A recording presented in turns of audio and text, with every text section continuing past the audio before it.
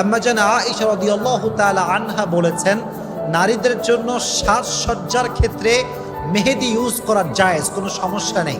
বাকি হ্যাঁ, ডিজাইন যে আমরা করি হাতে মেহেদি দেওয়ার ক্ষেত্রে মেয়েরা, এক্ষেত্রে একটি বিষয় মাথায় রাখতে হবে, ডিজাইন করা ইজ পারমিসিবল, এটা জায়েজ, এখানে কোনো সমস্যা নেই।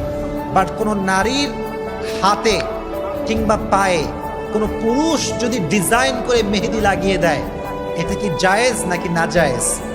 না জায়েজ। মনে রাখবেন, হাদিসে এসেছে কোনো নারীর কোনো অঙ্গে কিংবা প্রত্যঙ্গে কোনো পুরুষ যদি টাচ করে, গায়ের মাহরাম পুরুষ, তার ওই জায়গাটা জাহান্নামের জন্য অবধারিত হয়ে যায়। নাউজুবিল্লাহ পড়া। এই জন্য নারীরা অনেক মডেল করতে গিয়ে পুরুষদেরকে গায়ে হাত লাগাতে দেয়, ইচ্ছা মতো তারা টাচ করে। মেকআপ ম্যান যারা আছে, এটা ঠিক না। যেখানেই পুরুষ টাচ করবে নারীর জায়গাতে, বিয়ে ছাড়া হারাম ভাবে ওই চামড়াটা, ওই দেহটা জাহান্নামের জন্য অবধারিত হয়ে যাবে। এজন্য পুরুষ কখনো নারীকে মেহেদি দিয়ে ডিজাইন করতে পারবে